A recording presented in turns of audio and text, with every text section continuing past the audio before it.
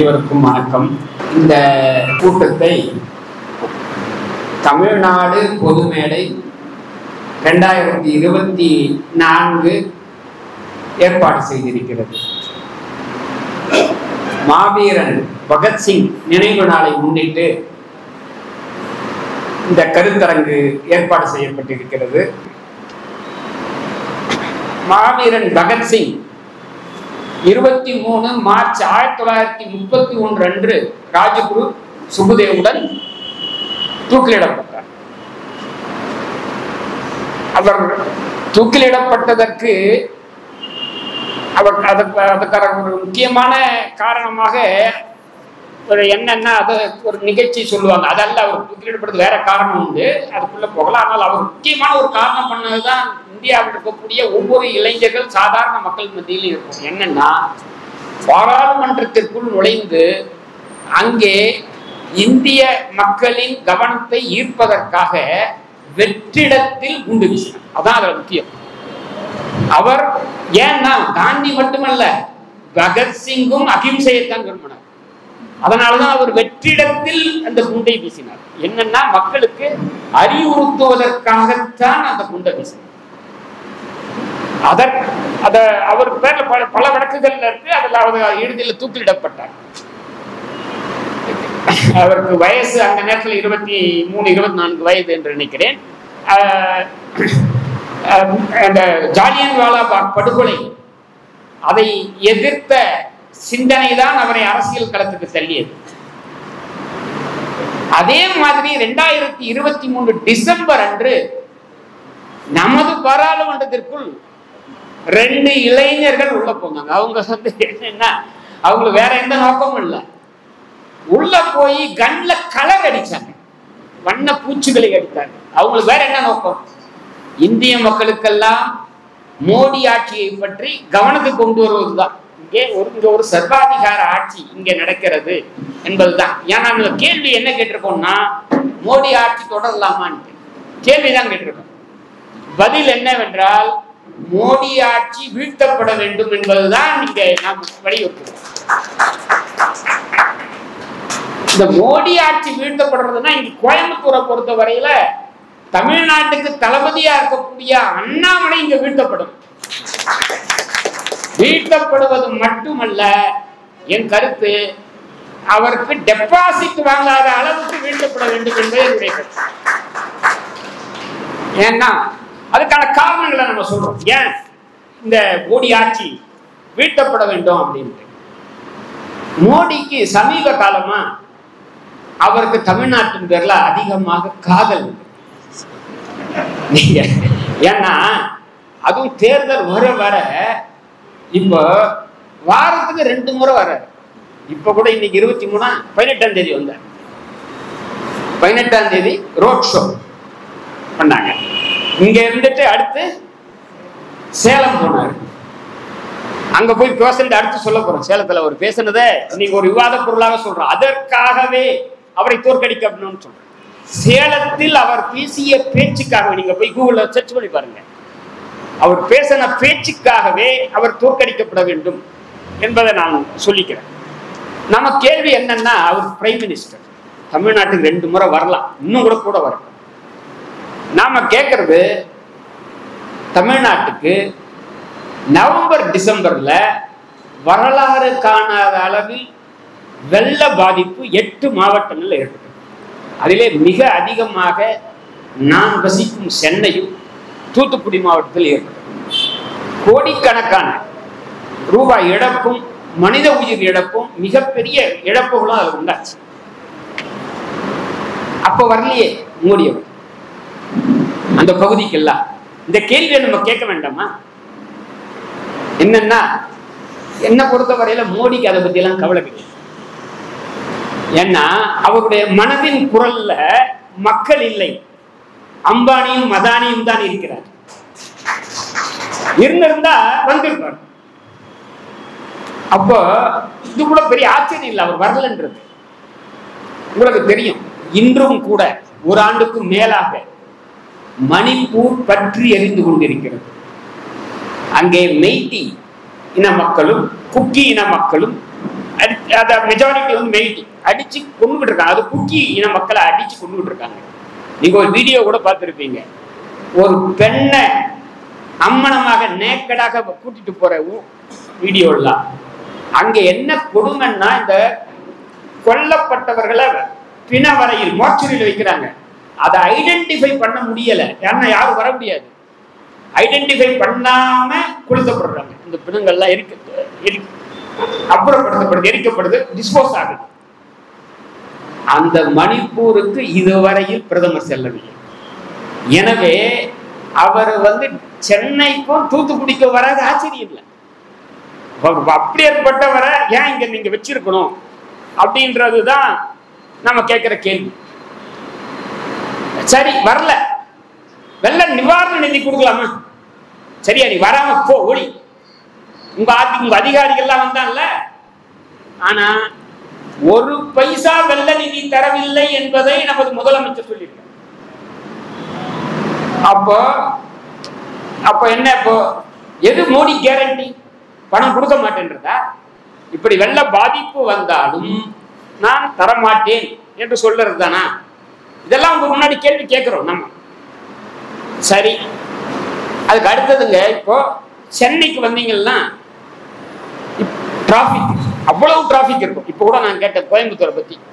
இங்க இருந்து ஏர்போர்ட் போறதுக்கு 1 hour ஆகும் புரிஞ்சு. சென்னையில இன்னும் கூடுதலாக ஆகும். ஏன்னா எல்லா ரோடும் மெட்ரோவுக்காக தோண்டி போடப்பட்டது. இந்த மெட்ரோ திட்டம் அதிமுக காலத்தில் ஆரம்பிக்கப்பட்டது. சென்னையில் அது ஒரு மிகப்பெரிய வளர்ச்சி. அது நிச்சயமாக சென்னைக்கு சாதாரண மக்களுக்கு மிக உதவியாக இருக்கும். அந்த திட்டம் 50-50 பார்ட்னர்ஷிப். தமிழ்நாடு 50%, மத்திய ஒன்றிய அரசு 50% தரணும். இதை தமிழக அரசே கூட முதல்ல சொல்லல. இந்த வெள்ளம் சம்பந்தமாவோ இந்த மெட்ரோ சம்பந்தமாவோ ஒரு பைசா கூட இந்த டெல்லி சர்க்கார் தரல, மோடி அரசு தரல அப்படின்றத இப்போ கடந்த கூட்டத்தொடரில் நம்ம கவர்னர் ரவி அவர்கள் வாசிக்கலையே உரை, அந்த உரையில குறிப்பிட்டிருந்தார். மெட்ரோ திட்டத்திற்கு அவங்க ஒத்துக்கிட்ட 50%ல ஒரு பைசா கூட தராத மோடி அரசு. ஏன்னா தமிழ்நாடுன்னு அவருக்கு பிடிக்கலையா? வெள்ளம்னா தர மாட்டீங்க, மெட்ரோவுக்கு நீங்க ஒத்துக்குன்னு காசு தர மாட்டீங்க. ஏடிஎம்கே பீரியட்ல ஒத்துக்கொண்டு இந்த இது நடக்குது அப்படின்னா என்ன ஆகும்? முடக்கிறது தானே. மெட்ரோ திட்டம் நிறைவேறுமா? எனவே நாம இன்னும் இந்த நேரத்தில் ஒன்று சொல்றோம். இந்த மெட்ரோ திட்டத்தை கொடுக்காத மோடி, அவரை பொறுத்த வரைக்கும் குஜராத், அவரு குஜராத்துக்காக இந்தியா கூட கிடையாது. என்ன கேட்டார், அம்பானியும் அதானியும் குஜராத்துக்காரங்க. அதுல கேட்டார், இதுல குஜராத்ல இந்தியாவில் வேற எங்கேயும் வரலைங்க. அகமதாபாத்ல இருந்து மும்பைக்கு புல்லட் ட்ரெயின் விடுறாரு. அதுக்காக 1.25 லட்சம் கோடி திட்டத்துல வேலை நடக்குது. நம்ம சரி, அங்க அடுத்து வந்தா இன்னொரு 50 வருஷம் பொறுத்து இங்கேயும் வரலாம். அந்த மாதிரி ஒரு புல்லட் ட்ரெயின் அங்க வரட்டும். அங்க 1.25 லட்சம் கோடியில நீ புல்லட் ட்ரெயின் விடுறிய, தமிழ்நாட்டுக்கு சென்னைக்கு மெட்ரோ ரயிலுக்கு யான் நீ பொத்துக்கிட்ட 50% தரல? அண்ணாமலையை கேட்கிறோம். இங்க இருக்க அண்ணாமலை அது பதில் சொல்லிட்டோம் அவர். அதனால வெள்ள நிவாரண நிதியோ மெட்ரோவோ அதுக்கான பணத்தை தராதவங்களுக்கு நிச்சயமாக தோற்கடிக்கணுன்றதுக்கான காரணங்களாக நான் சொல்லுகிறேன். அடுத்து இப்ப உங்களுக்கு நீட்டை பத்தி தெரியும். நான் அதிகமா பேச போறது இல்லை, ஏன்னா நீட்டை பத்தி உங்களுக்கு தெரியும். இப்ப காங்கிரஸ் சொல்லி இருக்கு, நாங்க வந்தோம்னா கல்வியையே நாங்க மீண்டும் மாநில பட்டியலுக்கு கொண்டு வரேன் இருக்கு. அப்படி எதனா ஒரு வாக்குறுதி தருவாரா? தெரியாது, நிச்சயம் கிடையாது. அப்படி கண்டி வந்தா ஆட்டோமேட்டிக்கா நீட்டு போயிடும். மாநில பட்டியலுக்கு வந்தா அது போதுங்க. நீ நீட்டை கொண்டு வரல. நான் கேட்கிற ஒரே கேள்விதான் அந்த ஒன்றிய அரசுக்கு என்னன்னா, ஒரே ஒரு காலேஜ் வச்சிருக்கியா நீ? ஒரு மருத்துவக் கல்லூரி வச்சிருக்கியா? மருத்துவக் கல்லூரி வைத்ததெல்லாம் மாவட்டத்துக்கு ஒரு கல்லூரி என்று வச்சது தமிழ்நாடு அரசு. அது யாரு? திமுகவோ அதிமுகவோ அவர்கள் தான். எந்த மாநிலத்திலும் கிடையாது. இந்த நிச்சயமாக சொல்லலாம், அது காமராஜர் காலத்தில் இருந்து, நிச்சயமாக காமராஜருக்கும் பங்குண்டு. காமராஜர் காலத்தில் இருந்து திமுக அதிமுக வரை இங்க மாவட்டத்துக்கு ஒண்ணு, சென்னையில 4 காலேஜ். சென்னையில. அப்படி இருக்கு. தமிழ்நாட்டில் ஒன்றிய அரசு ஒரு காலேஜ் கூட வைக்கலைங்க. பாண்டிச்சேரியோட ஜிப்பர் வச்சிருக்காங்க. ஏன்னா அவங்க ஆட்சி பிடிக்கலாம்னு நினைச்சாங்களா என்னன்னு தெரியாது. அங்க தமிழ்நாட்டை பொறுத்த வரைக்கும் மதுரையில எய்ம்ஸ் கொண்டு வரன்னு சொன்னாங்க. இன்னும் உதயநிதி ஸ்டாலின் காமிச்சாரு பாருங்க, கல்லு அதே நிலையில் தான். அப்போ நீங்க ஒரு மருத்துவக் கல்லூரி கூட கொண்டு வராம மருத்துவக் கல்லூரி மாணவர்களுடைய அவங்க அட்மிஷன் இருக்கு பாருங்க, அதை நான் தீர்மானிப்பது எவ்வளவு அராஜகம். நான் என்னன்னா, வீடு உங்களுதுங்க, உங்க வீட்டுக்குள்ள நுழையிறது நான் தீர்மானிப்பேன். வீடு யாருது? இந்த கல்லூரிகள்லாம் யாரு? இங்க தமிழ்நாட்டில் இருக்க கல்லூரிகள் அனைத்தும் ஒண்ணு தமிழ்நாடு அரசு, இல்லைன்னா தமிழ்நாட்டை சேர்ந்தவர்கள் கட்டிய கல்லூரிகள். யாரா தனியார் கூட கட்டி இருக்கலாம். இப்போ அவங்க கட்சியிலேயே இருக்கக்கூடிய அவர் என்ன, அவரு புதிய தலைமுறை டிவியினுடைய முதலாளி இருக்கு, அவர் கூட இருக்கு. அது அவர் என்ன, அவர் தமிழர் தானே. அவர் கல்லூரிக்குன்னா நீ என்ன சொல்றது? எல்லாமே இதுதான் நம்ம இதுதான் கேட்கிறோம். சரி, இது மட்டுமா? இன்னொரு சின்ன கேள்வி கேட்கிறோம். என்னன்னா, அடுத்த கேள்வி அவர்கிட்ட இது அண்ணாமலைக்கும் கேட்கிறோம். அண்ணாமலை பொய்யாக பேசி இருக்கிறார்கள், அதையும் நான் சொல்ல போறேன். என்னன்னா, நம்ம தமிழ்நாட்டில் ஈழப்போரிலே 80லிருந்து ஈழத்தில் தாக்குண்ட போது தங்கள் உயிரை காப்பாற்றிக் கொள்வதற்காக இங்க கிட்டத்தட்ட 1 லட்சம் பேர் இங்க இருக்காங்க. இன்னும் கேட்டா ஒரு 15-20 லட்சம் பேர் உலகம் முழுவதும் இடம்பெயர்ந்தாங்க.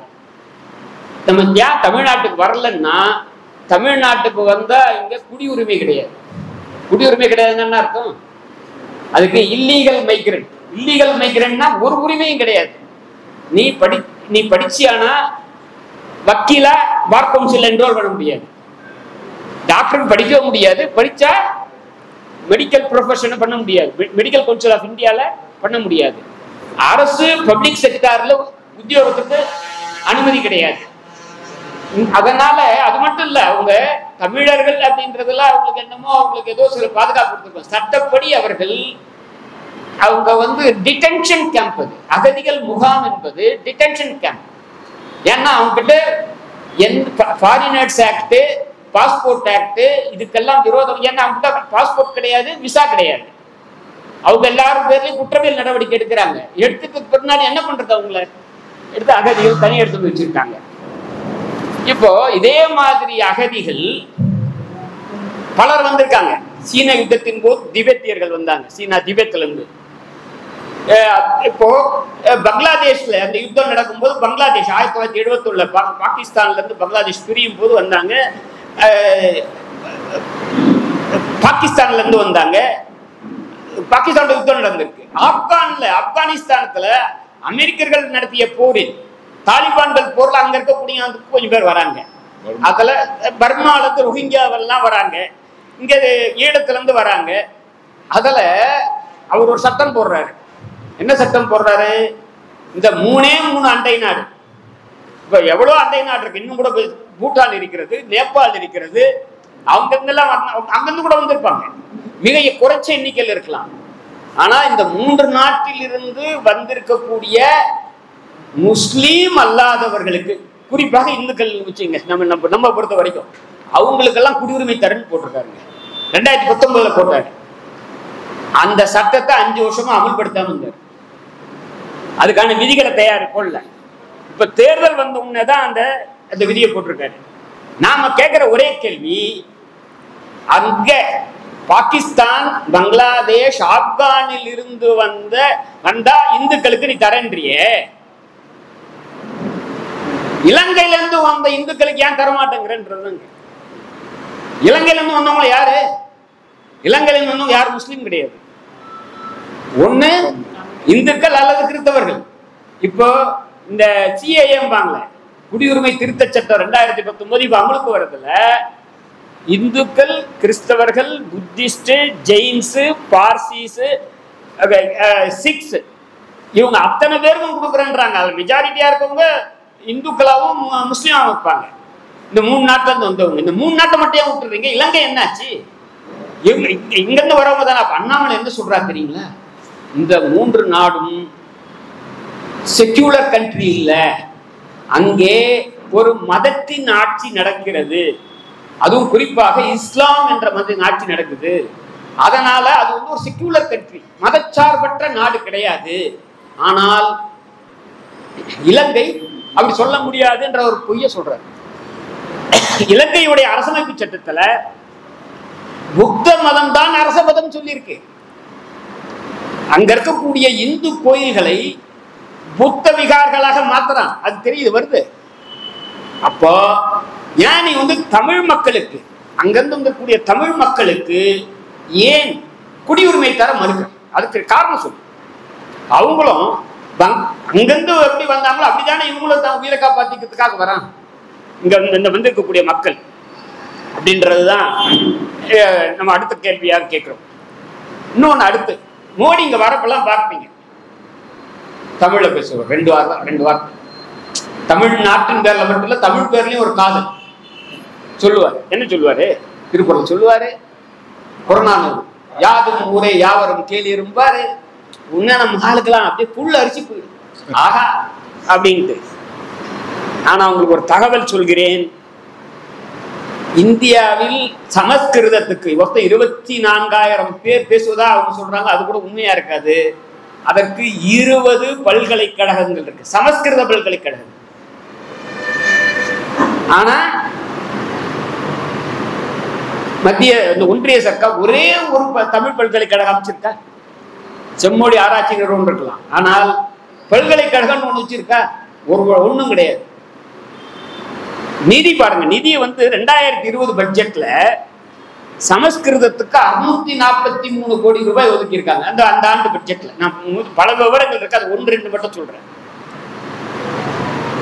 தென்னிந்திய மொழிகள் 5 செம்மொழிகள் இருக்கு பாருங்க, செம்மொழிகளாக அறிவிக்கப்பட்டது. தமிழ், தெலுங்கு, மலையாளம், கன்னடம், ஒரியா. இந்த 5க்கும் சேர்த்து 29 கோடி. பேராசிரியர் அரசு இந்த புள்ளி விவரங்களை கொடுத்தாரு. அப்போ என்ன மாதிரியாக இவங்க பண்றாங்க அப்படின்றதுதான்.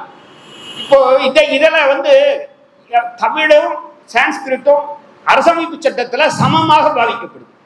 ரெண்டுமே அட்டவணை 8 இருக்கக்கூடிய மொழி. நீங்க இன்னைக்கெல்லாம் கூகுள்ல தேடி பார்க்கலாம். அட்டவணை 8 இருக்கக்கூடிய 21 மொழியா 22 மொழிகள் இருக்கு. அதில் ஒரு மொழி சான்ஸ்கிரிட் இருக்கு, தமிழ் இருக்கு.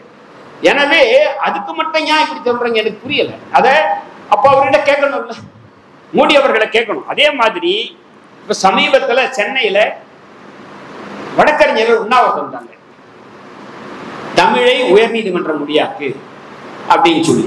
இங்க இருக்க கலைஞர் அவர்கள் சீஃப் மினிஸ்டர் இருந்தப்போ 2006 அவர் அதுக்கான சட்டசபையில தீர்மானம் போட்டு அனுப்புறாரு. அதுக்கு அடுத்து வந்து ஜெயலலிதா அவங்களும் அதை தொடர்ந்து கேட்கிறாங்க. ஆனால் இப்ப இன்னைக்கு வரைக்கும் இப்போ இருக்கார குறைஞ்சபட்சம் இப்பதான் அது கொஞ்சம் கூடுதலாக சூடு பிடிச்சிருக்கு. இந்த மாதிரி உண்ணாவிரதம் அந்த மாதிரி எல்லாம் அண்ணாமலை போய் அந்த இடத்துக்கு வந்து நான் பண்ணி தரேன்னு சொல்ல வேண்டியது தானே, பண்ணார? வரவே இல்லை. ஏன்? தமிழுக்காக. அப்போ தமிழை உயர்நீதிமன்ற மொழியாக்குறதுக்கான அதிகாரம் யாருக்கு இருக்கு? ஸ்டாலின் கிட்ட கிடையாது. அரசமைப்பு சட்டத்துல ஆர்டிகல் 348ல இந்த அதிகாரம் ஒன்றிய சர்க்காருக்கு தான் இருக்கு. அப்போ அதை பண்றாரா அப்படின்ற கேள்வியை கேட்கிற. அதை விட்டுருங்க, அது ஒரு பக்கம் இருக்கட்டும். எங்க ஹைகோர்ட்டுக்கு பேர் என்ன தெரியுங்களா? இன்னும் சென்னை ஹைகோர்ட் கிடையாது. எப்படி மெட்ராஸ் மாநிலம் என்றது தமிழகமாக மாறிச்சு, ஆனா ரவி ஒத்துக்க மாட்டார். யாரு? ஆளுநர் ரவி. தமிழ்நாடுன்னு சொல்லக்கூடாது, அண்ணா பேர் சொல்லக்கூடாது, காமராஜர் பேர் சொல்லக்கூடாது, பெரியார் பேர் சொல்ல மாட்டார் அவரு. அதே மாதிரி மெட்ராஸ் ஹைகோர்ட்டை சென்னை உயர்நீதிமன்றம் அல்லது தமிழ்நாடு உயர்நீதிமன்றம், தமிழ்நாடு மற்றும் பாண்டிச்சேரி, இப்போ பஞ்சாப் இருக்குல்ல, that is Punjab and Haryana high court. இங்கே சண்டிகர்ல இருக்கக்கூடிய உயர்நீதிமன்றம் பஞ்சாப் அண்ட் ஹரியானா ஹைகோர்ட். அப்போ ஏன் பண்ண மாட்டாங்க? அப்போ எனவே தான் நான் சொல்றேன், இப்போ தமிழுக்கும் தமிழனுக்கும் அவர்கள் ஒரு ஓரவஞ்சனை செய்யக்கூடிய ஒன்றிய அரசு கூடுதலாக. இதுக்கு முன்னாடி காங்கிரஸ் விட இவர்கள், ஏன்னா இப்ப இந்த மாதிரி சில அவங்க வந்து இப்பெல்லாம் சில கொடுத்த வாக்குறுதி எல்லாம் அதை தரேன்னு சொல்லியிருக்காங்க, கல்வியை மாதிரி. எனவே அதனாலதான் அதே இப்ப மறுபடியும் வரலாங்க. 18ஆம் தேதி இன்னைக்கு சேலத்துல என்ன பேசுங்க மோடி, நீங்க போய் பாருங்க. ஆங்கில ஏட்டில் வந்து இருக்கிறது என்னன்னா, டிஎம்கேவும் காங்கிரஸும் they insult Hinduism. இந்துக்களை அல்ல, இந்துக்களை அவர்கள் இன்சல்ட்னா என்ன சொல்றது, இன்சல்ட் பண்றாங்க, அவமானப்படுத்துறாங்க, அவமதிக்கிறார்கள் அவங்கள. ஆனால் மற்ற மற்றன்னு சொல்றாங்க, மற்ற ஃபெய்த், அதர் ஃபெய்த்ஸ் வாய் மூடிட்டு இருக்காங்க. மதத்தை பத்தி தாங்க பேசுறாரு ஒரு பிரதமர். இப்படியா பேசுறது? என்னன்னா நான் கேட்கிற ஒரே கேள்விதான்.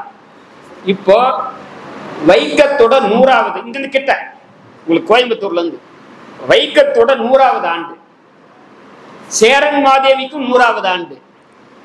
வைக்கத்தில் தெருவில் நடக்க வேண்டாம்னு சொன்னது முஸ்லீம்? உங்களுக்கு சீரியஸா உங்ககிட்ட கேட்கறேங்க. தெருவில் நடக்கக்கூடாது அப்படி என்ற கட்டுப்பாட்டை போட்டது யார்? அந்த அரசும் அங்க இருக்கக்கூடிய பார்ட்னர்களும் இல்லையா? வேற யாரு அதை போட்டது? உயர் சாதிக்காரர் பெரும்பான்மையாக இருந்து அதை பண்றாங்களா இல்லையா? அப்போ நீங்க இந்த விஷயத்தை பதில் சொல்ல வேண்டியதாம இந்துக்கள்னா அப்படின்னா என்ன பொருள்? எந்த இந்துக்கள் நீங்க சொல்லுங்க. எந்த இந்துக்களுக்காக நீங்கள் பேசுகிறீர்கள்? வைக்கத்தில் நடக்கிறது கோயிலுக்குள்ள போறது இல்லைங்க. கோயிலை ஒட்டிய தெரு கூட இல்லை. கோயிலை ஒட்டியுள்ள தெருக்கு போற தெருக்கு நடக்கிறதுக்கு தடை. தயவு செய்து புரிஞ்சுங்க. நிறைய பேர் என்ன நினைச்சிருக்காங்க, வைக்கம் என்பது கோயில் நுழைவு போராட்டம்ட்டு. கோயில் நுழைவு மட்டுமல்ல, கோயிலை சுத்தி இருக்கக்கூடிய தெரு மட்டும் இல்ல, அந்த தெரு வழியா கனெக்ட் பண்ற ரோடு இருக்கு பாருங்க, அதை கூட போகக்கூடாது அப்படின்னு சொல்றாங்க. இன்னொரு கேள்வி, ராகுல் காந்தி இதெல்லாம் கேட்டார். என்னது அது ஒரு கேள்வி ஒண்ணு கேட்டார் பாராளுமன்றத்துல. இப்ப நம்ம ஊர்ல செக்ரட்டேரியட் இருக்கு இல்லையா, இதுக்கு முன்னாடி இறை என்பவர்கள் இருந்தாரு, இப்ப மீனா அவர்கள் இருக்கார் சீஃப் செக்ரட்டரியா, உதயச்சந்திரன் இருக்காரு, இன்னும் பல பல பல செயலாளர் இருக்காங்க. ஒரு கல்விக்கு ஒரு செயலாளர் இருக்காரு, எல்லாம் இருக்காங்க. தமிழ்நாட்டை எடுத்துக்கிட்டீங்கன்னா அந்த எல்லாம் ஐஏஎஸ் ஆபீசர்ஸ் அனைவரும் இருப்பாங்க. அதாவது அனைத்து, அதாவது பிராமணன் இருப்பாரு, எம்பிசி இருப்பாங்க, பிசி இருப்பாங்க, எஸ்சி இருப்பாங்க, ஒரு மைனாரிட்டி இருப்பாங்க, எல்லாம் இருப்பாங்க. சென்ட்ரல் செக்ரட்டேரியட்ல 90 செக்ரட்டரியில 3 பேர் தான் பிசி, ஒரு 3 பேர் எஸ்சி எஸ்டி. 80க்கும் மேற்பட்டவர்கள் ஒரே சாதியை சார்ந்த. இத அவங்க இந்துக்களை சொல்றியா? நான் கேட்கிறோம், என்ன இந்துக்கள் சொல்லுங்க. இப்ப இவங்களுக்கெல்லாம் அந்த இதுக்கான பதில் சொன்னீங்கன்னா பரவாயில்ல. அதே மாதிரி இன்னும் அடுத்த கேள்வி கேட்கிறோம். இப்போ கேரளால இந்த திரைச்சீலை போராட்டம், இந்த ஒரு குறிப்பிட்ட சாதியை சார்ந்தவர்கள், அதாவது இப்போ பிசியா இருக்கக்கூடியவர்கள், சூத்திரர்கள், அந்த வீட்டு பெண்கள் ஜாக்கெட் போடக்கூடாது. ஜாக்கெட் போட்டா ஜாக்கெட்டை கிழிச்சா போட்டதுக்கு. யார் கிழிச்சது? கிழிச்சது யார்? முஸ்லீம் அல்ல, கிறிஸ்தவர்கள் அல்ல, கிழிச்சது யாரு? அப்ப சொல்லு, இதுக்கெல்லாம் பதில் சொல்லு. இந்த விவாதம் பண்றியா? இந்த சாதியை பத்தி பேசுறியா நீ? நாங்க சாதியை பத்தி பேசுனா சாதியை விட்டுட்டு இந்து பேசுறேன். நான் கடவுளை பத்தி சொல்லிங்க, கடவுள் இருக்கட்டும். நான் மீண்டும் மீண்டும் சொல்கிறேன், பெரியார் சொன்னதுதான், எனக்கும் கடவுளுக்கும் எந்த சர்ச்சையும் இல்லை, சர்ச்சை சாதியுடன். இதுக்கு என்ன நீ பதில் சொல்ற? வைக்கத்துக்கு என்ன நீ பதில் சொல்ற? கோயிலுக்குள்ள யார் போடக்கூடாதுன்றது யாரு?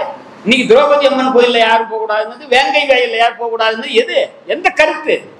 அதே இந்து கருத்து தானே. இந்து கருத்து என்பது என்ன? சாதிய கருத்து. அதைத்தான் நாங்க அதை வேண்டாம் சொல்றோமே தவிர கடவுள் பிரச்சனை அல்ல.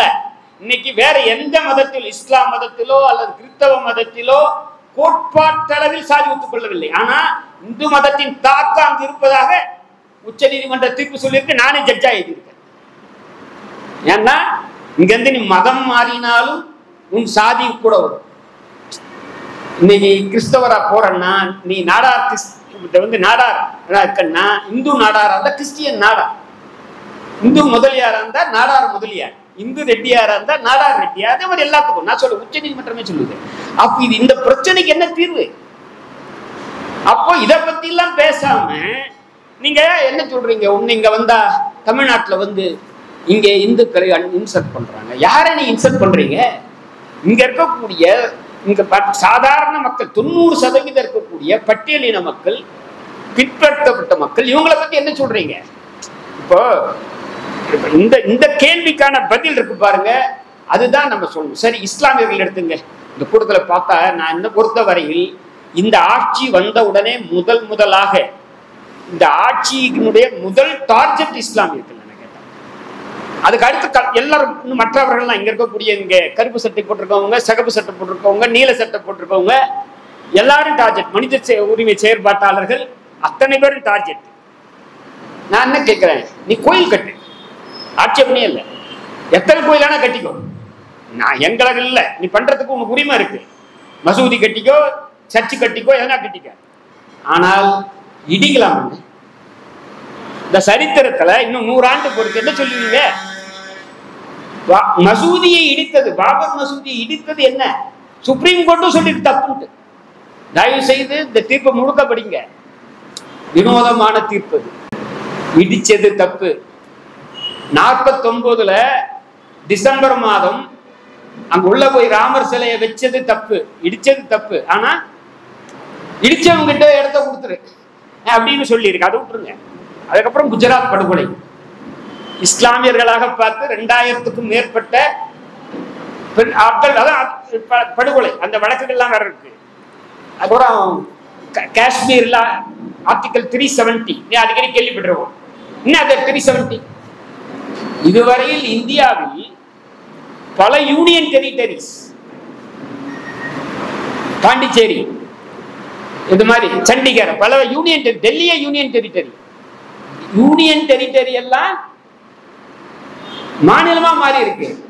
ஆனால் மாநிலம் யூனியன் டெரிட்டரி எங்கேயும் மாறல. அங்க காஷ்மீரை, ஜம்மு காஷ்மீரை அவங்க யூனியன் டெரிட்டரியா மாத்துறாங்க. ஏன் மாத்துறாங்க? என்ன காரணம்னா, யூனியன் டெரிட்டரியா மாத்தினா அது அவங்களுடைய நேரடி ஆட்சியில வரும். ஒன்றிய அரசின் நேரடி ஆட்சி, லெப்டினன்ட் கவர்னருடைய ஆட்சி. 2, தேர்தல் வைக்க வேண்டாம். அதான் முக்கியம். 5 ஆண்டுகளாக அங்க தேர்தல் இல்லை, தேர்ந்தெடுக்கப்பட்ட அரசு கிடையாது.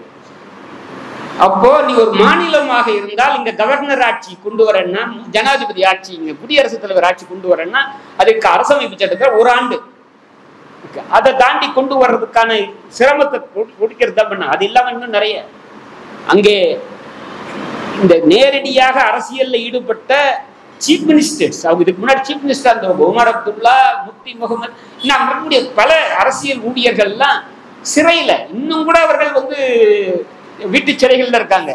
அவங்க எல்லாம் டிடென்ஷன்ல இருந்தாங்க. அதெல்லாம் ஒன்றும் நடக்கல. அப்புறம் அந்த popular front of India, PFI என்பது இங்க தடை செய்திருக்கிறார்கள். நான் இப்ப வேகமா போகிறேன் நான் அதுக்காக. அப்புறம் இந்த நம்ம தமிழ்நாட்டில் இதெல்லாம் பெரிய விஷயங்கள் தெரியாது, இந்த பாதிப்புகள்லாம். அதை அப்படி சீர்குலைப்பதற்கான முயற்சியை பார்க்குறாங்க. கோயம்புத்தூர்ல அதிகமாக செய்யறாங்க. அவங்க செய்யறது கோயம்புத்தூர்லயும் கன்னியாகுமரியிலையும். பசு பாதுகாவலர்கள், கவ் விஜிலன்ட் பேரு, அடிச்சு கொள்ளுவாங்க. பசுவை பாதுகாப்பதாக சொல்லி இஸ்லாமியர்கள் தாக்குதல், கும்பல் கொலை, லவ் ஜிஹாத். என்னது கரெக்டா தான் சேர்ந்திருக்காங்க. நாடக காதல் சேர்ந்திருக்கல, தமிழ்நாட்டில் கூட நாடக காதல் அந்த காதலோட சேர்ந்திருக்கு. இதுல ஏட்ட ஒரு ஆணும் பெண்ணும் காதலிச்சா, இல்ல பெண்ணும் ஆணும் காதலிக்கிறாங்க, 2 பேர் காதலிச்சா, அந்த இப்ப இந்த காலத்துல ஐடியில போறாங்க, அவங்க பாக்குறாங்க, அது மதம் மாறி இருக்கிறது, சாதி மாறி இருக்கிறது. முன்னே ஒரு சொல்றாரு நாடக காதல், இது லவ் ஜிஹாத்னு சொல்லி அடிக்கிறது. நம்ம ஊர்ல அதை குறைச்சல் இல்லைன்னு சொல்ல, இங்கேயும் கூட இருக்கு, அதெல்லாம் குறைச்சல். அதுக்கப்புறம் அவங்களுக்கு அந்த செயற்பாட்டாளர்கள், அந்த காலி மாதிரி, உமர் காலி மாதிரி 5 வருஷமா அவர் ஜெயில இருக்காரு. காப்பன் இருந்து வெளில வந்துட்டாரு.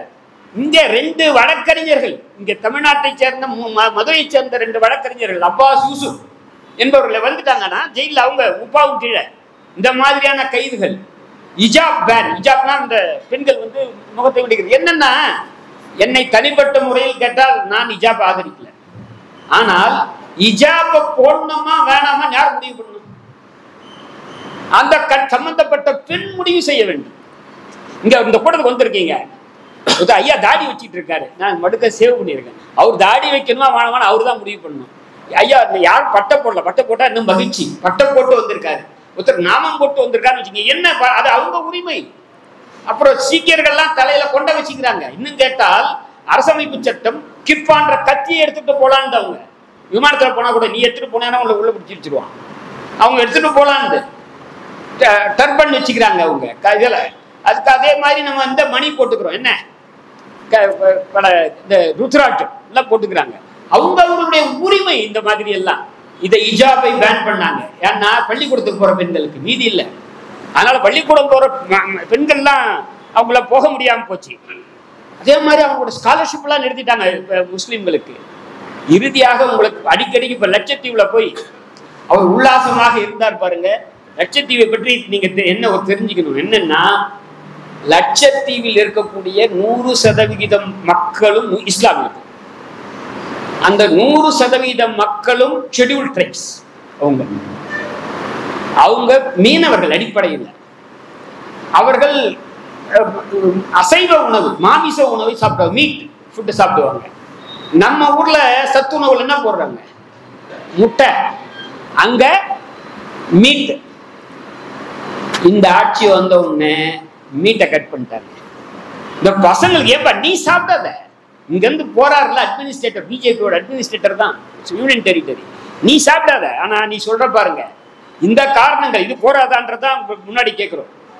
இன்னும் அடுத்து இஸ்லாமியர்கள் மட்டும் இல்ல, எதிர்கட்சிகள் குறிவைத்து தாக்கப்படுகிறார்கள். தமிழ்நாட்டில் தெரியும்.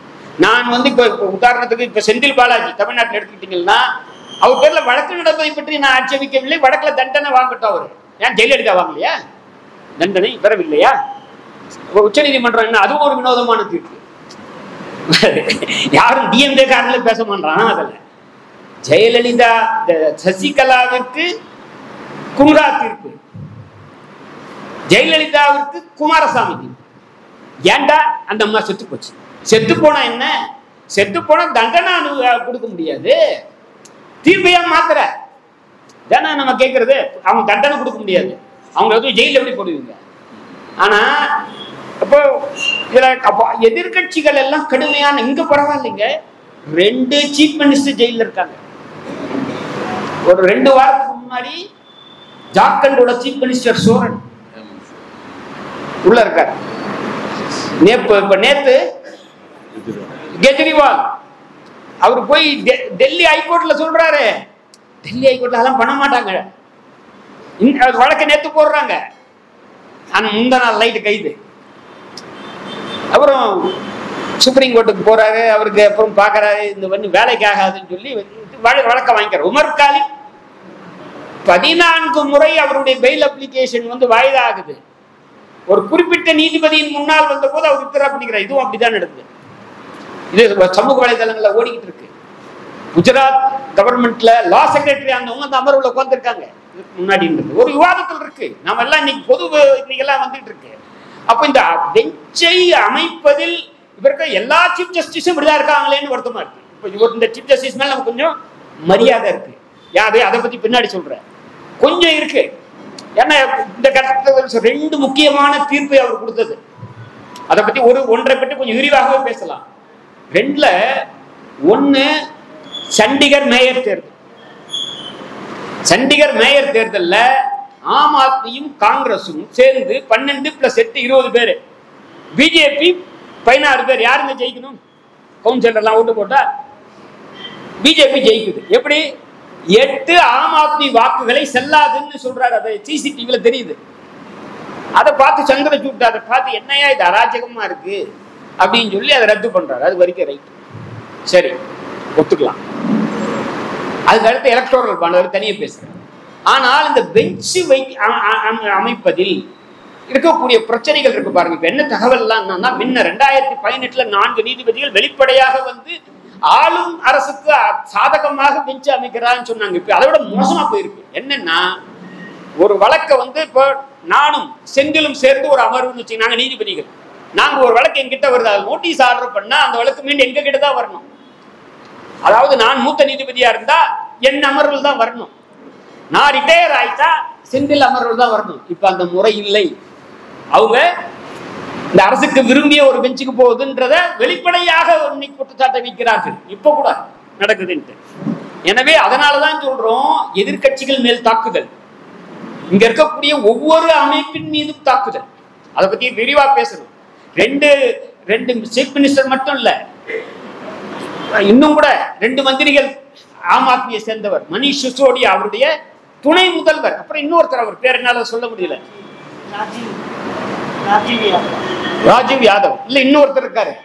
அம்மா நீங்க அந்த கட்சி நினைக்கிறேன், நீங்க இன்னொருத்தர் இருக்காரு அவங்க, ஏன் அந்த பேரை கூகுள்ல போட்டா வந்துடும் சொல்றாரு. அதே மாதிரி அங்கே அப்புறம் சந்திரசேகர் ராவ், எல்லாமே தேர்தலை விட்டீங்க. சந்திரசேகர் ராவோட மகள் கவிதா இப்போ எல்லா ஊர்லயும் அவங்க இந்த மாதிரி எதிர்கட்சிகள் மேல தாக்குதல், அதுவும் குறிப்பாக தேர்தலை ஒட்டிய தாக்குதல் அப்படி நடத்துறாங்கன்னா இது கிட்டத்தட்ட இது எமர்ஜென்சியை விட கொடுங்க. ஏன்னா இப்ப எமர்ஜென்சிகள் என்னன்னா அது 2 ஆண்டு முடிஞ்சிடுது, இது 10 ஆண்டுகளாக தொடர்கிறது. எனவே இன்னும் நான் அத இந்த விஷயத்துக்காக தான் அந்த எதிர்கட்சிகள் மேல இருக்கக்கூடிய இந்த தாக்குதல் இருக்கு பாருங்க, அதை எமர்ஜென்சி விட மோசம். ஏன்னா எமர்ஜென்சியில் மிசால வச்சாங்க, மிசாவில் 2 ஆண்டுக்கு மேல வைக்க முடியாது. 2 ஆண்டு ஆனா பிரிவென்டிவ் ஆட்டோமேட்டிக்கா வெளில வந்துடலாம். தயவு செய்து புரிஞ்சுக்கணும், இதுக்கு அது தடுப்பு காவல் சட்டம். ஆனா இடி இப்ப நிறைய பேருக்கு ஜனங்களுக்கு சாதாரண ஜனங்கள் கூட என்னடா இடின்னா தெரியாது. Enforcement directorate, PMLA act, money laundering. அந்த பிஎம்எல்ஏ இடி பிஎம்எல்ஏவை அதை கீழே கைது பண்ணாங்கன்னா எப்ப அவங்க திரும்பி வருவாங்கன்னு தெரியாது, யாருக்குமே தெரியாது. இடி பிஎம்எல்ஏ கைது செய்தா ஒரு லாயரா எல்லாருக்கும் என்ன நம்ம சொல்லுவோம்னா, bail is the rule, jail is an exception. இடிக்கும் யூபிஎல்ஏவுக்கும் உபாவுக்கும் jail is the rule, bail is an exception. நான் சுப்ரீம் கோர்ட் சொல்லியிருக்கேன், ஏன்னா அதான் சட்டம். இப்படி ஒரு சட்டத்தை, சர்வாதிகாரமான சட்டத்தை போடக்கூடிய ஆட்சியை தொடர உண்ணமா அப்படின்றதுதான். அதுக்கப்புறம் இன்னும் பல விஷயங்களை நம்ம சொல்றதுன்னு சொன்னா உப்பால கைதானாங்க பாருங்க. 2018 கைதானவங்க, பீமாப்பூர் கான்வென்ட்ல கைதானவங்க இன்ன வரைக்கும் வரலைங்க. ஸ்டான் சுவாமி சத்தியா போயிட்டார், 84 வயசு, அவர் சத்தியா போயிட்டார். அதனால இந்த மாதிரி அதோட எதிர்கட்சிகளை முடக்கிறதுக்கு பாருங்க. நான் நேற்றோ இன்றைய செய்தி, காங்கிரஸ் கட்சியினுடைய 11 வங்கி கணக்குகள் முடக்கம். நான் என்னன்னா இந்த சங்கராச்சாரியார் கொலை வழக்கில் முடக்கினாங்க பேங்க் அக்கௌண்ட், ஹைகோர்ட்டுக்கு வந்தாங்க. அதை விசாரித்தவர் ஒரு பெரியாரிஸ்ட் நீதிபதி KP சிவசுப்பிரமணியன். அவர் சொன்னார் சங்கராச்சாரியார் தப்பு பண்ணியிருக்கலாம், ஆனால் அந்த இன்ஸ்டிடியூஷனை நான் கொலை பண்ணக்கூடாது, போட்டு கழுத்தை நெரிக்க கூடாதுன்னு.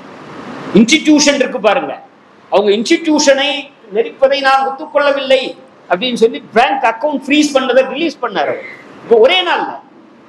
ஆனால் இன்னைக்கு டெல்லி உயர் நீதிமன்றம் மறுத்து விட்டது. இன்னைக்கு கதர் இருக்காரு அவரு, அது 2018 ஏதோ இன்கம் டாக்ஸ் சம்பந்தமாக.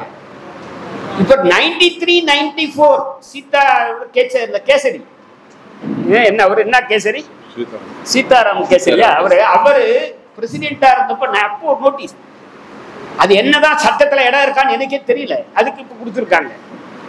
அவர் இப்போதான் கேட்கிறாரு. இப்ப இந்த மாதிரி பண்றதை பார்த்து ராகுல் காந்தி கேள்வி கேட்டிருக்காரு, பத்திரிகையில இருக்கு. நீதிமன்றமும் தேர்தல் ஆணையமும் ஊடகமும் அமைதியாக இருக்கிறதே.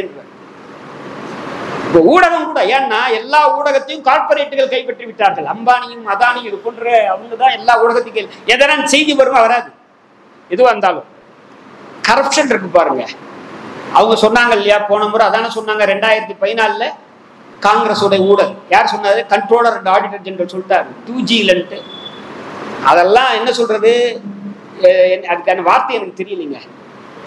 இப்போ CAG ரிப்போர்ட், அதை சொன்ன 3 பேர் இருக்காங்க பாருங்க. அந்த CAG ரிப்போர்ட்டை தயாரிச்சவங்க 3 பேரை மாற்றல் பண்ணிட்டான். 7.5 லட்சம் கோடி எல்லாம், 1 கோடி 2 கோடி 100 கோடி 500 கோடி 1000 கோடி எல்லாம் இல்லை, 7.5 லட்சம் கோடி ஊழல் முறைகேடு. அதுல பெரிய விவரம் ஒரே ஒரு விவரத்தை மட்டும் சொல்றேன்.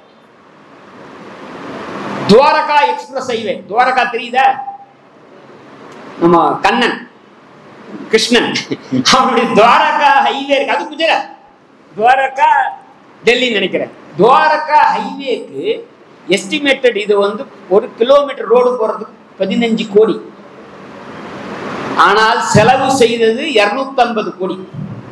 எதுக்கு என்ன போடுறாங்கன்னு தெரியல, தங்கத்துல போட்டிருக்காங்களா என்னன்னு தெரியல. ஹைவேவை 250 கோடி ஒரு சிஏஜி சொல்றாரு, கண்ட்ரோலர் டைரக்டர் ஜெனரல். அப்போ அதே மாதிரி பிஎம் கேர் ஃபண்ட்ஸ் ஆயிரக்கணக்கான கோடி.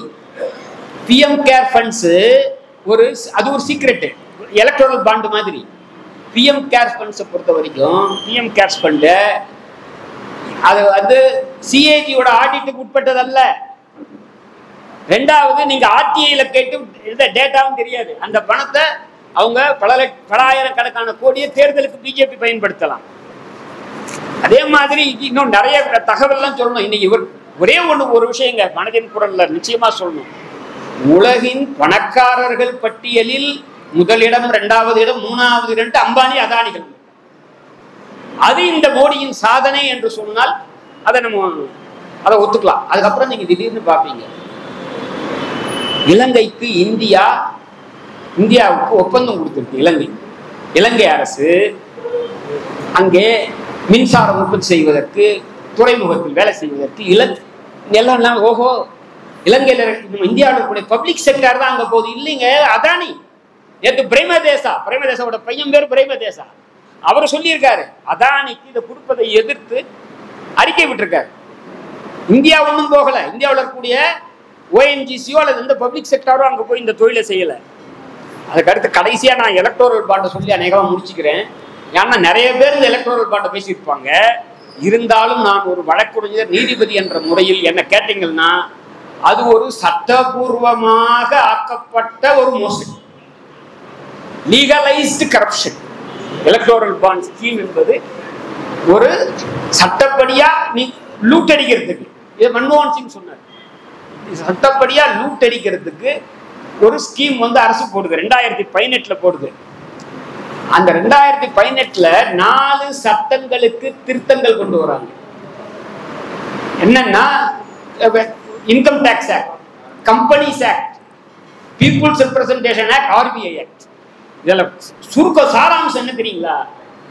இவங்க யாருக்கும் அந்த எலக்டோரல் பாண்ட் வாங்கி அந்த கட்சி கொடுக்குறவன் விவரத்தை சொல்ல வேண்டியது இல்லைங்க. எலெக்ஷன் கமிஷன் சொல்ல வேண்டாம், பொதுமக்களுக்கு சொல்ல வேண்டாம், யாருக்கும் சொல்ல வேண்டாம், இன்கம் டாக்ஸுக்கு சொல்ல வேண்டாம். அப்படி என்ற ஒரு மோசடியான என்ன கேட்டீங்கன்னா, பாண்டுன்னு சொல்றதே ஒரு ஏமாத்துங்க. பாண்டுன்னா என்ன? எங்க ஊர்ல, நான் சென்னைக்கு பக்கம், பாண்டுன்னா திருப்பி கொடுக்கறது பணத்தை. பாண்டுல பணம் வாங்கினா திருப்பி கொடுக்கறது. இது எலக்டோரல் டொனேஷன் கூட கிடையாது, அடிச்சு புடுங்கிறது காசு. என்ன கேட்டா ஆளுங்கட்சி பல ஆயிரம் கோடி இதுல அவங்க கிடைச்சிருக்கு தேர்தல் ரீதியாக. அப்போ எப்படி ஏன்னா அப்படி எப்படிங்க இப்படி ஒரு மணி பவர் எப்படி கண்ட்ரோல் பண்றது? எப்படி தேர்தல் ஒரு நியாயமான தேர்தல் நடக்கும்? அதனாலதான் அந்த மணி பவரை வச்சுக்கிட்டு தான் அவங்க என்ன பண்றாங்க, அந்த மணி பவரை வச்சுக்கிட்டு ராஜ்யசபை எம்பி தேர்தல் நடக்குது. உத்தரப்பிரதேசத்தில் இருக்கக்கூடிய 7 சமாஜ்வாதி எம்பி ராஜ்யசபை தேர்தலில் பிஜேபி ஓட்டு போடுறான். அப்படி என்னங்க அர்த்தம்? நம்ம ஊர்ல எடுத்துங்க, திமுகவில் இருக்கவரு அதிமுக ஓட்டு போடுறான்னு வச்சுங்க, அவரு ராஜ்யசபை எம்பிக்கு ஆகிறதுக்கு என்னன்னு அர்த்தங்க? காசு வாங்கி தரங்கன்னு அர்த்தம். அதே மாதிரி இமாச்சல் பிரதேசம் இன்னைக்கு காலில் பார்த்தீங்கன்னா அந்த 3 பேரும் பிஜேபியில சென்ட்டான் ஓட்டு போட்டது. அப்போ இந்த மாதிரியா பண்றவங்க தான் நேர்மையை பத்தி பேசுறாங்க, ஒடுக்கத்தை பத்தி பேசுறாங்க, அதை பத்தி எல்லாம் எல்லாத்தையும் சொல்லிக்கிட்டு இருக்காங்க. இந்த மாதிரி மாறுறது இருக்கு பாருங்க. சுப்ரீம் கோர்ட் இந்த மாதிரி ஒரு விஷயம், ஒரு சபரிமலை ஜட்ஜ்மெண்ட் கேள்விப்பட்டிருக்கீங்களா? அதுல எப்படி மாறினாங்கன்னு சொல்லணும் அந்த கதையை. 4 ஜட்ஜி, தீபக் மிஸ்ரா, கன்வில்கர், நாரிமன், சந்திரசூட், பெண்கள் கோயிலுக்கு போகலாம் அப்படின்னாங்க. ஒரே ஒரு அம்மா போகக்கூடாதுன்னு சொல்லி தான் தீர்ப்பு. கான்ஸ்டிடியூஷன் பெஞ்ச் 5 நீதிபதிகள். அடுத்து தீபக் மிஸ்ரா ஓய்வு பெற்ற உடனே ரஞ்சன் கோகாய் சீஃப் ஜஸ்டிஸ் ஆகிறாருங்க. ரஞ்சன் கோகாய் தெரியும் பேர் உங்களுக்கு. இப்ப என்னவா இருக்காரு? ராஜ்யசபா எம்பியா இருக்காரு. யார் ஆக்குனது? மோடி ஆக்கினாரு. அவரு காலத்தில் தான் இந்த பாபர் மசூதி இடிச்சது சம்பந்தமான வழக்கு தீர்ப்பு எல்லாம் வந்தது. அப்போ இந்த சபரிமலை தீர்ப்புல இந்த 4-1 இருக்குல்ல, அதை மறுபரிசீலனை மனு போடுறாங்க. யார் எந்த வகையராக்கள் போடுறாங்க உங்களுக்கு தெரியும். அந்த மறுபரிசீலனை மனு வரும்போது அந்த மனு என்ன ஆகணும்? தள்ளுபடி ஆகணும். தள்ளுபடி ஆகிறதுக்கு பதிலா அதை 7 ஜட்ஜுக்கு ஆரம்பிக்கலாம்ன்றாங்க. எப்படி 4-1 என்பது இப்ப ராஜ்யசபா தேர்தல் மாதிரி 3-2-3 ஆயிடுது. 4 பேர்ல 2 அந்த பக்கம் 3 போயிடுறாங்க. தீபக் மிஸ்ரா ரிட்டையர் ஆயிட்டாரு, அதுக்கு பதில் ரஞ்சன் கோகாய் வராரு, அவ்வளவுதானே. கல்வில்கர் அந்த பக்கம் மாறிடுறாரு. இப்ப அவர் தான் லோக்பாலோட சேர்மன். யாரு? அந்த ஜட்ஜி தான் இவங்களுக்கு லோக்பால் சேர்மன். அவர் தான் ஊடகம் தான் சொல்ல போறாரு. அவர் தான் உப்பாவிலும் ஈடியிலும் வெயில் விடக்கூடாதுன்னு தீர்ப்பு சொன்னவர் அவர்தான். தீஸ்தா செட்டல்வாடை சிறைப்படுத்த வேண்டும் என்று சொன்னவர் அவர்தான். அவர்தான் இன்னைக்கு லோக்பால் சேர்மன். அப்போ இவருக்கு ரஞ்சன் கோகாய் எம்பி. அப்போ இந்த மாதிரி இருக்கக்கூடிய எல்லா அமைப்புகளையும் தங்கள் கட்டுப்பாட்டில், மீடியா அவர்கள் கட்டுப்பாட்டில், எல்லாத்தையும் வச்சிருக்கக்கூடிய இந்த இதெல்லாத்தையும் இன்னைக்கு விளக்கி பேசுவதுதான் எங்களுடைய நோக்கம். அப்ப எப்படி ஒரு ஃப்ரீ அண்ட் ஃபேர் எலெக்ஷன் இருக்கும்? இந்த ஒரு உலகத்திலேயே பெரிய டெமோக்ரஸின்றாங்க. அப்ப யார் இந்த தேர்தல் நடத்துறது? தேர்தல் நடத்துறது இந்திய தேர்தல் ஆணையம். அந்த தேர்தல் ஆணையத்துக்கான தேர்தல் ஆணையர்கள் இருக்காங்கல்ல, அவர்களை யார் தேர்ந்தெடுக்கிறது? அவர்களை தேர்ந்தெடுப்பது ஒன்றிய அரசு. அது எப்படி நியாயமா இருக்கும்? அவங்க சொல்ற மாதிரி 7 கட்ட தேர்தல். எங்க 7 கட்ட தேர்தல்? தமிழ்நாடு மாதிரி இடத்துல முதல்ல நடத்திடலாம். ஏன்னா அங்க அவங்களுக்கே தெரியும் தோத்து போயிடுவோம். வேற எங்க இருக்கோ அவருக்கு தேர்தல் பிரச்சாரம் பண்ணணும். அதுக்காக அது 4வது கட்டம் 5வது கட்டம் அதே இது நம்ம ஒரே கட்டத்தில் நம்ம முடிஞ்சு போகுது. அப்போ ஃப்ரீ அண்ட் ஃபேர் எலெக்ஷன் நடத்துறது சம்பந்தமாக முதல்ல தேர்தல் ஆணையர் நியமிக்கப்படுறதற்குல்ல, அதை நியாயமான முறையில் இருக்கணும். அதை உச்ச நீதிமன்றத்தின் அமர்வு 2023 ஒரு ஆண்டுக்கு இதே மார்ச் மாசத்துல KM ஜோசப் தலைமையிலான 5 நீதிபதிகள் அமர்வு 3 பேர் கொண்ட கொலீஜியத்தால பண்ணாங்க. 1 பிரைம் மினிஸ்டர், 2 எதிர்கட்சி தலைவர், 3 சீஃப் ஜஸ்டிஸ் ஆஃப் இந்தியா. அந்த தீர்ப்பை ரத்து செய்து பாராளுமன்றத்தில் உடனடியாக மோடி சட்டம் போட்டார். என்ன? பிரைம் மினிஸ்டர், எதிர்கட்சி தலைவர், ஒரு கேபினெட் மினிஸ்டர். அவர் பிரைம் மினிஸ்டர் தேர்ந்தெடுக்கிற கேபினெட் மினிஸ்டர். சரி, என்னையா இது? ஏங்க நீங்க சாதாரண உங்களை கேட்கிறேன், எப்படி இருப்பாங்க இந்த நியமனம்? இதுதான் இன்னைக்கு கேள்வி. அவங்க தான் தேர்தல் நடத்துறாங்க. அவங்க சொல்ற மாதிரி எல்லாத்தையும் அவங்க தராங்க. இன்னும் தள்ளிட்டு போனோம். அதுல அருண் கோயல்ன்றவருக்கு 2027 வரைக்கும் பதவி காலம் இருக்கு. அவர் திடீர்னு ரிசைன் பண்றாரு. அவர் நியமனம் பண்றதே சர்ச்சைக்குள்ளது. அவர் நியமனம் ஒரே நாள்ல நடக்குது. அவர் ரிசைன் பண்றாரு. இப்ப 2 போஸ்ட் வேக்கண்டா இருக்கு. அதை கொஸ்டின் பண்ணி சுப்ரீம் கோர்ட்டுக்கு வருது. அவங்க 5ஆம் தேதி இதை விசாரிக்கிறேன்றாங்க. இந்த 3 பேர் கொண்ட அமர்வு இருக்கு பாரு, பிரைம் மினிஸ்டர், கேபினெட் மினிஸ்டர், எதிர்கட்சி தலைவரை 5ஆம் தேதி நீ கூறதா இருக்கு. அதனால 5ஆம் தேதி கூட்டத்தை 14ஆம் தேதி வச்சுக்கிறாரு. தேதி முன்னா. இப்ப இன்னைக்கு இந்த கூட்டம் 23 இல்ல 22 வச்சுக்கிறாரு. 14ஆம் தேதி வச்சு 2 பேர் அப்பாயிண்ட் பண்ணிடுறாரு. என்ன பாரு, என்ன கில்லாடி வக்கீல் இருந்தா தெரியும் இன்னும் அது எப்படின்ட்டு. அப்போ கேஸ் இன்ஃபிளக்சுவஸ். என்ன பாரு, 2 பேர் போட்டக்கூடாது போட்டாச்சு. அவங்க உட்காந்துட்டாங்க. அப்பவே இரவோடு இரவாக நம்ம பிரசிடென்ட் கைது போட்டாங்க. எனவே இதே மாதிரி இந்த இறுதியா சொல்றாங்க. சரி, நம்ம முதுகெலும்புன்னு யார் சொல்லுவாங்க? விவசாயிகள். விவசாயிகள் டெல்லிக்கு வராங்க. பாகிஸ்தான்காரன வரான், சைனாக்காரன வரான். அவன் வராம இருக்கிறதுக்கு டிச்சு தோன்ற, பழம் தோன்ற, ஆணி அடிக்கிற ரோட்ல போலீஸ்காரன் மட்டும் உள்ள விட மாட்டேங்கிற. என்ன கேட்டான் அவன் கேட்கறது என்ன? விவசாயிகள் கேட்கறது. நான் கூட ஒரு விவசாய கூட்டத்தில் தான் வந்திருக்கேன். என்ன கேட்கிறான்? கட்டுப்படியாகக்கூடிய விலைக்கு சட்டப்பூர்வ அங்கீகாரம் கொடுன்ற மினிமம் கேரண்டி, மினிமம் சப்போர்ட் பிரைஸுக்கு சட்டப்பூர்வமான அங்கீகாரம் கொடு. MS சுவாமிநாதன் இவங்க பாரத ரத்னா கொடுத்தாங்க செத்ததுக்கு அப்புறம். அந்த ஃபார்முலா சொல்றதுதான் மினிமம். என்னது? என்ன செலவு, அதில் ஒரு 50% கூட்டி கொடு அப்படின்றது தான். அதான் மினிமம் சப்போர்ட் பிரைஸ். அதை கொடுக்கறதுக்கு என்ன உங்களுக்கு பிரச்சனை? எனவே அவங்கள அவங்க தொடர்ந்து அவங்க இவர்கள் எல்லாம் நான் சொன்ன எல்லாருக்கும், எதிர்கட்சிகளுக்கு விரோதமான அரசு, மனித உரிமையாளர்களுக்கு விரோதமான அரசு, எல்லாத்துக்கும் இந்த விவசாயிகளுக்கு விரோதமான அரசு, அதுக்கப்புறம் எல்லா அமைப்புகளையும் எமர்ஜென்சியை விட பல மடங்கு என்ன கேட்டா 50-100 மடங்கு தங்கள் கையில எல்லா அமைப்புகளையும் ஒரு இப்போ உப்பா, இடி, ஆர்பிஐ, ஸ்டேட் பேங்க் சொல்றான் எலக்ட்ரல் பாண்ட் கேஸ்ல ஜூன் மாசத்துக்கு அப்புறம் விவரம் எதுக்கு ஜூன் மாசத்துக்கு அப்புறம் அதை நல்லாதான் கேட்டார் அவரு. ஜூன் மாசத்துக்குள்ள எல்லாம் விஷயம் முடிஞ்சிடும். அப்புறம் இப்ப கொடுத்துருக்காங்க, அதுல கூட இன்ஸ்டால்மெண்ட்ல கொடுத்துட்டு இருக்காங்க இந்த விவரத்தை. அப்ப எல்லா அமைப்புகளையும் அவங்க கண்ட்ரோல்ல வச்சுக்கிட்டு இருக்காங்க. எதிர்கட்சிகள் எல்லாரும் எல்லாம் பயமுறுத்திக்கிட்டு இருக்காங்க. அதே எதிர்கட்சிகள்ல அவங்களோட ஐக்கியமாய் இணங்கி போயிட்டா அவங்க பேர்ல இடி விசாரணை ரத்தாயிடும். Ajit Pawar deputy chief minister, அவர் பேர்ல ஆயிரக்கணக்கான கோடி இடி குற்றச்சாட்டு, 2700 கோடின்றார். ஆனா இன்னைக்கு டெப்டி சீஃப் மினிஸ்டர் அவங்க இதுல. எனவே இந்த மாதிரியான மோடி அரசை வீழ்த்தணுமா வேணாமான்றதை உங்கள் முடிவுக்கு விடுறோம். நாங்க வீழ்த்த வேண்டும் என்று சொல்கிறோம். அதிலும் தமிழ்நாட்டை பொறுத்த வரையில் நிச்சயமாக தமிழ்நாடும் பாண்டிச்சேரியிலும் 40க்கு 40 மதிப்பெண் நம்ம எடுக்கணும் அப்படின்றத. குறிப்பாக பிஜேபி டெபாசிட் எடுக்க வேண்டும் என்பது. நான் இறுதியா ஒன்று சொல்றேங்க, தமிழ்நாடு என்றால் ஒன்று திமுக, இல்லை என்றால் அதிமுக. இவங்க 2 பேர் தான் உறுதிப்படுத்தணும். எந்த அகில இந்திய கட்சிக்கும், எந்த அகில இந்திய கட்சிக்கும் சொல்றேன் நான், எந்த அகில இந்திய கட்சிக்கும் இங்க இடம் இல்லை என்பதை நாம சொல்லணும்ன்றதுதான் என்னுடைய கருத்து. ஒவ்வொரு ஊரிலும் நான் எதிர்காலம் அதான் இருக்குன்னு நினைக்கிறேன்.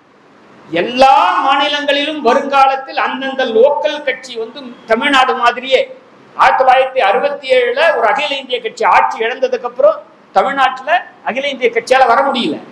இந்த நிலை இந்தியாவில் வேறு எங்கும் கிடையாது. அதுக்காகவே நாம் தமிழ்நாட்டு மக்களை பாராட்டுகிறோம். நான் சர்டிபிகேட் கொடுக்கல. திமுக அதிமுக கிட்ட நிறைய குறை இருக்கலாம். ஆனால் அகில இந்திய கட்சிகளை ஒப்பிடும் போது இவர்கள் உதாரணத்துக்கு ஒண்ணுங்க, நாமக்கல்லில் இந்த வேட்பாளரை மாத்தணும்னு மாத்த முடிஞ்சது. எனவே நான் சொல்றேன், நீங்கள் நிச்சயமாக மோடியை தோற்கடிப்பதற்கான அனைத்து முயற்சிகளையும் நீங்கள் செய்யணும் அப்படின்றதும், கோயம்புத்தூர்ல நிச்சயமாக அண்ணாமலை அவர்கள் தோற்கடிப்பது மட்டும் இல்லாமல் டெபாசிட் இழக்கும்படி நீங்கள் செய்ய வேண்டும் என்பதை கேட்டு விடைபெறுகிறேன். நன்றி.